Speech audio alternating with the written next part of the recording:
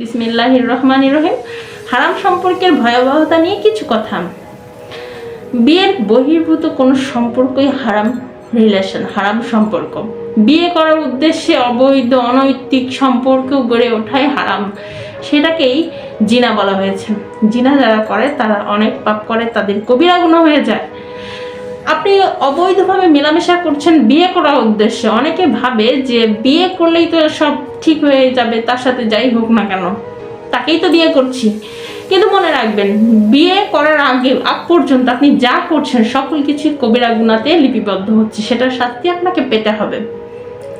আপনি যদি সঠিক না থাকেন, সলিড না থাকেন, কোনো অপকর্মে লিপ্ত হন, সেটা কিন্তু আপনার বিয়ের পরের জীবনে আপনাকে পেতে হবে, কোনো না কোনো ওয়েতে আপনাকে পেতে হবে, বা জীবনের যে কোনো একটা সময় আপনি সে শাস্তি পাবেন, দুনিয়া এবং আখিরাতে।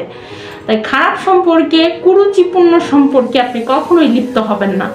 অনেকে ভাবছে যে দিনের পর দিন প্রেম করছি, অবৈধ মেলামেশা করছি, জিনা করছি, আমি তো তাকে বিয়ে করব। কিন্তু কয়টা সম্পর্ক এরকম বিয়েতে টেকে?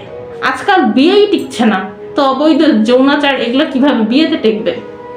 এটার গ্যারান্টি কেউ দিতে পারে না। যে খারাপ সম্পর্ক করে যারা বিয়ে পর্যন্ত যেতে চায়, তারা কয়জন গ্যারান্টি দিতে পারবে যে আমি বিয়ে পর্যন্ত টিকাইতে পারছি? কেউ দিতে পারবে না। এমন অবস্থায় আপনার কোনো দোয়া কবুল হবে না। আপনি পর্দা করবেন, আপনার পর্দা কবুল হবে না, আপনার দোয়া, নামাজ, কালাম, ইবাদত কিচ্ছু কবুল হবে না আপনি যদি অবৈধ কোনো সম্পর্কে জড়িয়ে থাকেন।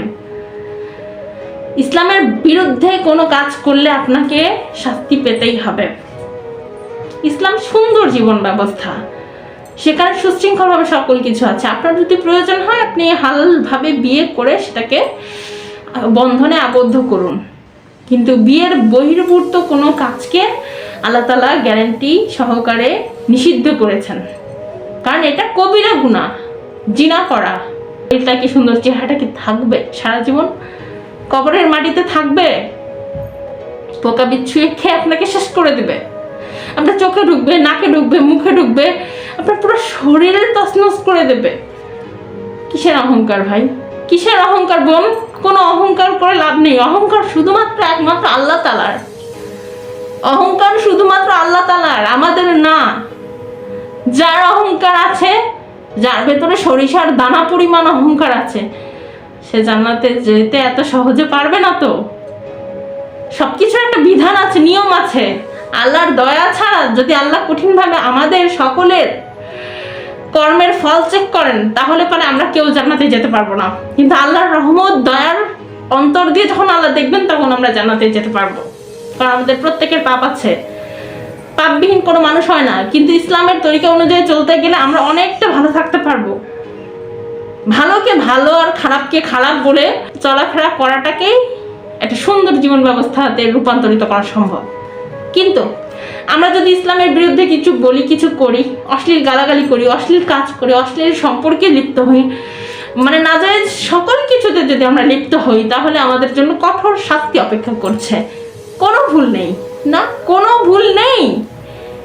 খারাপভাবে আপনি চলবেন, আপনি কিছু সময়ের জন্য আপনি স্বস্তি পাবেন, কিন্তু সেই স্বস্তিটা স্থায়িত্ব পাবে না, ক্ষণস্থায়ী সুখ নিয়ে আপনি কি করবেন? স্থায়িত্ব যদি না থাকে, ক্ষণস্থায়ী সুখ পাচ্ছেন কিন্তু দীর্ঘস্থায়ী অসুখে আপনি ভুগবেন। সেটা যে কোনো উপায়ে দুনিয়াতে পাবেন কিছুটা, আর ভয়ঙ্করভাবে পাবেন আল্লাহর কাছে। তাহলে কি দরকার খারাপ কাজে লিপ্ত হওয়ার? আপনার ঘরের বউ আছে, বিবাহিত হয়ে অনেক নারী, অনেক পুরুষ কুকর্মে লিপ্ত হচ্ছেন। কেন? আপনাকে বিবাহিত একটা জীবন দেওয়া হয়েছে, সেই জীবন ব্যবস্থা আপনি সুখে থাকুন। আপনার ঘরের বউ ভালো লাগছে না, আপনার ঘরের স্বামী ভালো লাগছে না, বাইরেরটা ভালো লাগছে, তাহলে তো হবে না ভাই, হবে না বোন। পরপুরুষ দেখলে আপনি চলার ভঙ্গি সব চেঞ্জ করে ফেলছেন। এটাতে কি হচ্ছে? আপনার কবিরা গুনাহ হয়ে যাচ্ছে। আপনি জানছেন না যে আপনি মনের অজান্তেই তার সাথে জেনার পাপে লিপ্ত হচ্ছেন। আপনার আমলনামায় জেনা করার গুনাহটা লিখিত হচ্ছে। আপনি কোনো নারীর দিকে একবার, দুইবার, তিনবার তাকালেই তার সঙ্গে জেনা হয়ে যায়। কোনো পুরুষের দিকে আপনি সেম ওইভাবে তাকালে আপনারও জেনা হয়ে যায়। কি দরকার? কোনো পুরুষের সাথে হাসি মস্করায় কথা বললেও আপনার জেনা, কোনো নারীর সঙ্গে হাসি মস্করায় কথা বললেও আপনার জেনা। বর্তমান সমাজটা তো নষ্ট হয়ে গিয়েছে। বলা হয়েছে ঘরের স্বামীর সাথে ঘরের বউয়ের সাথে হেসে খুশি মনে কথা বলো, সেটা না করে বাইরের একটা অপরিচিত মানুষের সাথে, আত্মীয়তা কেউ না, বাইরের লোক, তার সাথে শালীনতা বজায় রাখতে ছেলে মেয়ে উভয় এই কাজটা করছেন। সুন্দর হেসে খুশে ভদ্রতার সহিত কথা বলছেন। আর ঘরের মানুষের সঙ্গে যত সব অসভ্যতামি করছেন কেন? যেখানে আপনাকে জায়েজভাবে সকল কাজ করতে বলা হয়েছে, যেখানে আপনাকে আনন্দে থাকতে বলা হয়েছে, সেখানে মুখ ভার করে রাখছেন আর বাহিরে আপনি হাসি খুশি দেখাচ্ছেন, এটার কি ফল আপনি পাবেন না? ইসলাম যতটা সহজ ততটাই কঠিন। আপনি আজকে কাউকে কাঁদাচ্ছেন, কাউকে অবহেলা করছেন, এটার ফল আপনাকে পেতে হবে। হ্যাঁ, পেতে হবে, এটা কোনো ছাড় নেই, এটার কোনো ছাড় নেই।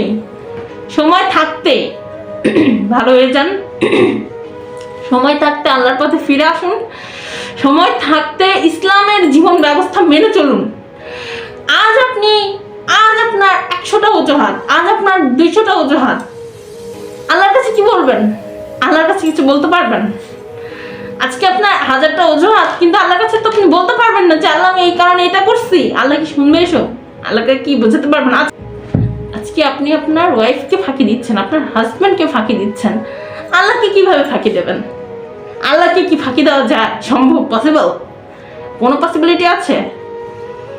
সাবধান হন সকল ভাই এবং বোনেরা, সাবধান হন, এই ভয়াবহতা থেকে দূরে থাকেন।